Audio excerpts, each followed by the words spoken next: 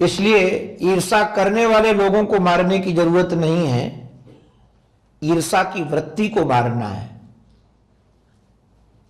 ईर्षा की वृत्ति का अभिप्राय, हमसे कोई ईर्षा करे इस पर हमारा बस नहीं है, हमसे कोई ईर्षा करे इस पर हमारा बस नहीं है, किंतु हम किसी से ईर्षा नहीं करेंगे, इसमें हमारा बस है।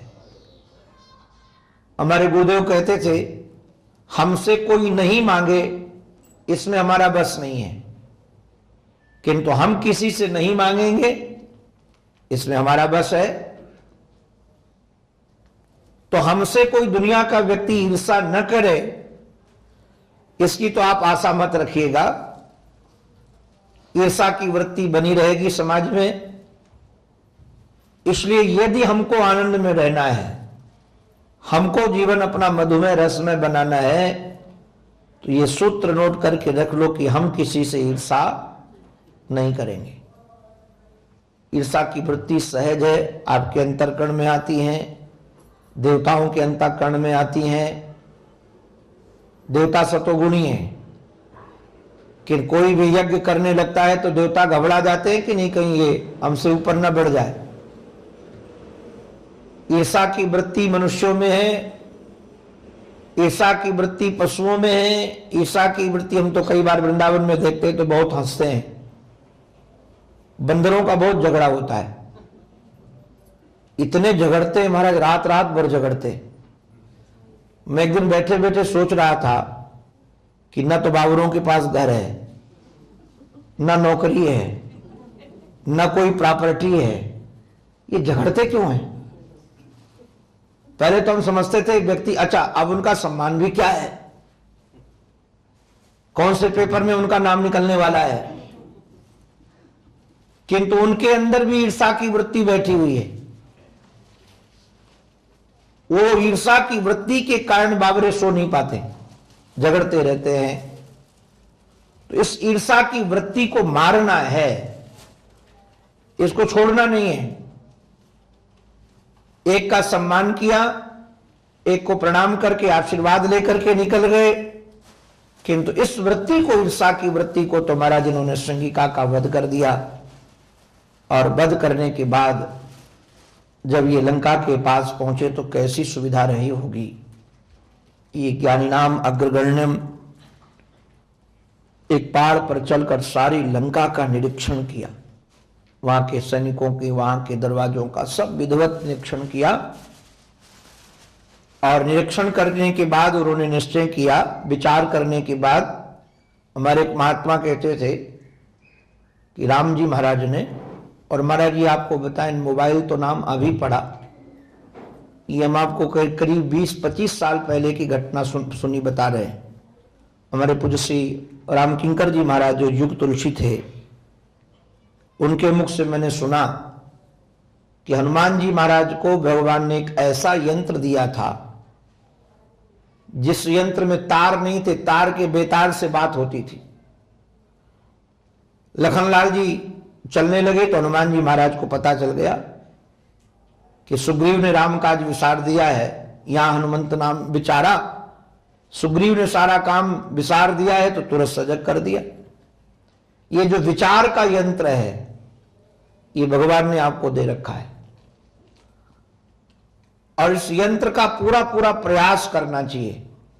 अगर विचार करते रहोगे तो विचारे बन जाओगे, विचार के बाद कार्य भी होना चाहिए। तो हनुमंत लाल जी महाराज ने विचार किया कि लंका में कैसे प्रविष्ट हों, तो एक साधन लगा कि यहां महाराज यही बुद्धिमानी है, बल होने के बाद भी बल का अभिमान न हो, धन होने के बाद भी धन का अभिमान न हो।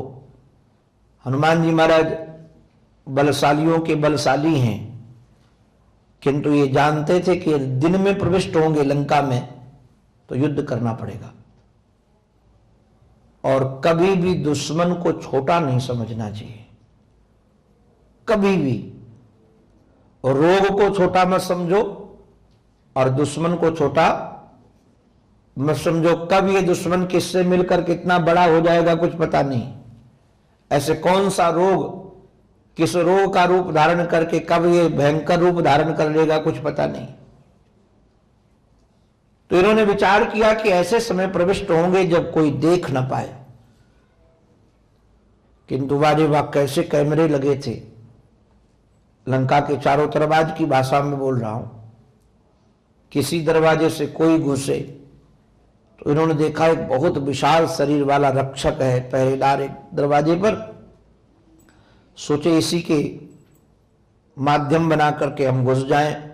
तो बाबा हमारे कहते हैं, मसक समान रूप कपि धरी, लंकही चलो सुमिर नर हरि। बड़ा विलक्षण प्रयोग किया गया है। हनुमान लाल जी महाराज ने पहले बार ये नृसिंह भगवान का सुमिरन किया है।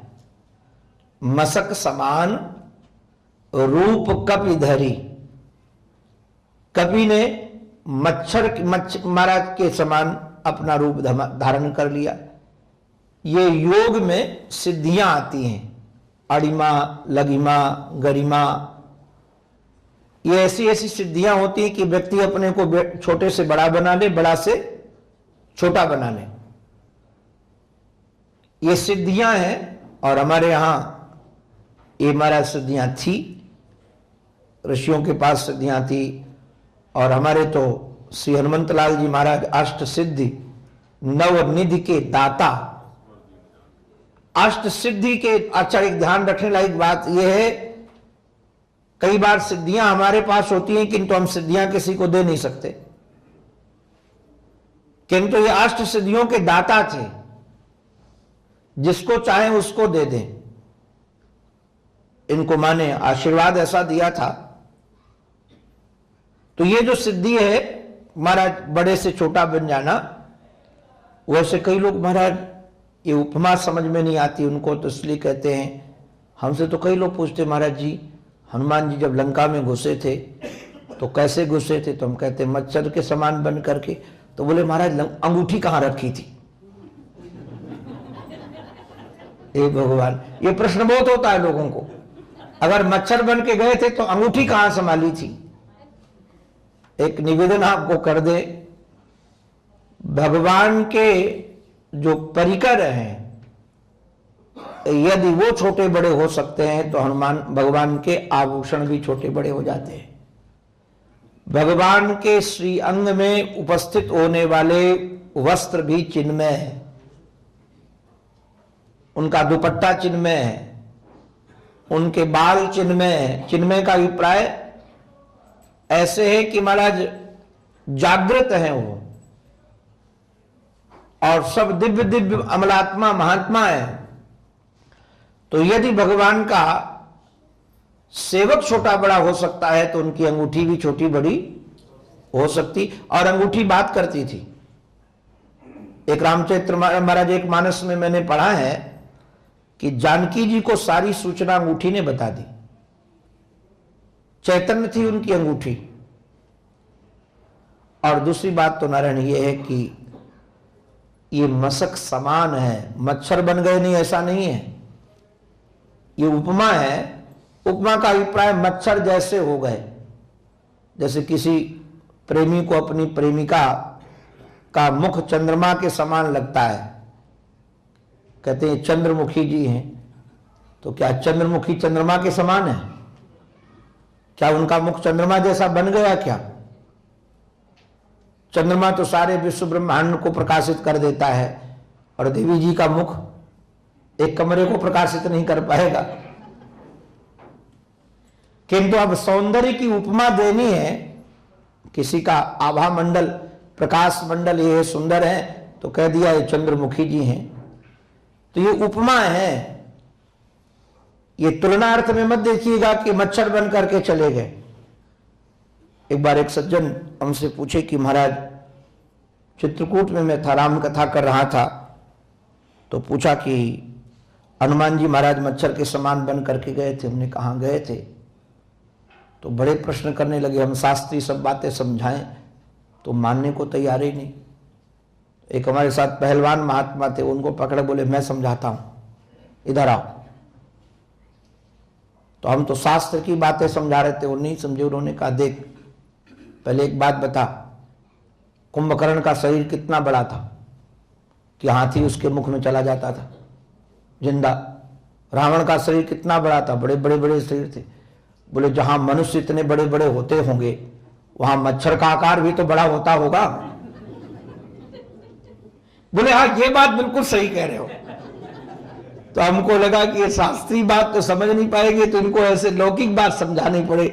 बोले इतने बड़े बड़े राक्षस थे, अब उनको मच्छर काटने वाले यदि होंगे तो कम से कम बड़े बिल्ली जितने तो होंगे ही होंगे।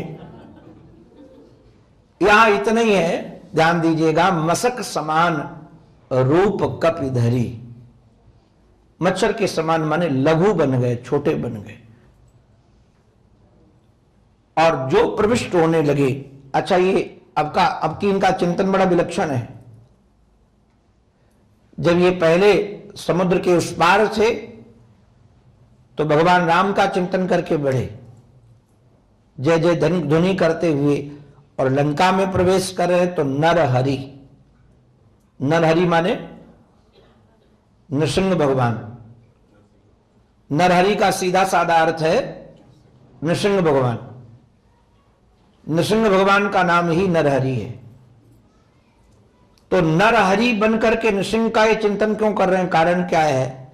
इसके कई कारण हैं, वैसे तो शास्त्रों में बहुत कारण है। एक आध कारण मैं आपके सामने रख देता हूं। एक तो कारण यह है कि जैसे भक्त प्रहलाद को अपने पिता का हिरण्यकश्यप को डर सताता नहीं था, डरते नहीं थे। क्यों नहीं डरते थे? क्योंकि उनको नृसिंह भगवान का बल था। तो इनको लगा कि जब भक्त प्रहलाद को डर किसी से नहीं था, केवल भगवान का बल था, तो हम भी भक्त हैं, हमको भी अपने इष्ट का बल है। और दूसरी बात, एक तो टीकाकार ने बड़ी रसीली लिखी, मुझे बहुत अच्छा भाव लगा। कविता दोहावली रामायण में तुलसीदास जी महाराज ने वर्णन किया है। भगवान कई बार अपने ही सौंदर्य को देखकर मोहित हो जाते थे। रूप राशि प्रभु अजिर विहारी, नाचहि निज प्रतिबिंब निहारी। आप लोगों ने शायद कई बार सुना होगा, कोई सुंदर होता है तो लोग कहते हैं कुछ टीका लगा लो नजर न लग जाए। हमने तो महाराज यहां तक सुना कि अपनों की भी नजर लग जाती। कई बार मां की नजर लग जाती, तो मां कौशल्या बार बार कभी राम जी को देखना होता था तो सपचा जाती थी और एक तिनका तोड़ करके फेंकती थी, कहीं हमारी नजर इनको न लग जाए। किंतु एक दिन राम जी को राम जी की ही नजर लग गई। राम जी को राम जी की ही नजर लग गई। अब नजर लग गई तो न भूख लगे न प्यास लगे, बड़े परेशान। तो कहा क्या किया जाए, इनकी नजर कैसे उतारी जाए? तो कहा नजर इनकी उतारने के लिए प्रयोग क्या किया जाए? तो श्री नरसिंह कवच का पाठ किया गया, तब उनकी नजर उतरी, नरसिंह कवच का। तो मानो हनुमान जी महाराज को भी नजर लग जाएगी। आप कहोगे उनको नजर किस बात की लग जाएगी, गुणशाली है ना। कई बार शरीर के सौंदर्य पर ही नजर नहीं लगती, गुणों पर भी नजर लगती है, विशेषताओं पर भी नजर लगती है। तो इन्होंने श्री नृसिंह कवच का मानो पाठ किया, उनका चिंतन किया और जो प्रविष्ट होने लगे तो लंका की रक्षा सुरक्षा में एक देवी वहां प्रयुक्त थी जिसका नाम था लंकनी। वैसे लंकनी लंका की रक्षक बहुत पहले से थी। पहले लंका पर यक्षों का राज्य था, यक्ष लोग वहां रहते थे। जब रावण ने महाराज इस लंका को देखा तो युद्ध करके यक्षों को मार डाला और मार करके वहां पर अपना कब्जा कर लिया। तो जिस समय यक्षों का राज्य था लंका में, उस समय भी लंकनी लंका की रक्षिका थी। उस समय उनका स्वभाव था रजोगुणी। किंतु बाद में जब रावण यहां का राजा बना तब भी ये रक्षक बदली नहीं गई, क्योंकि इसको वहां का चप्पा चप्पा पता था। अब महाराज जब उनके राज्य में आई और लोगों का संग मिला तो तमोगुणी हो गई, और तमोगुणी होने के कारण इसके चित्त की जो भाव बदला। वैसे जब लंका का राज्य इनको मिल गया रावण को, और लंकनी को पता चला कि ब्रह्मा का आशीर्वाद भी मिल गया है कि अब नर और बानर के माध्यम से ये मरेंगे, तो नर बानर तो इसको मार नहीं पाएंगे, तो सदा लंका में राज्य इसी का रहेगा, तो हमको इसी की गुलामी करनी पड़ेगी।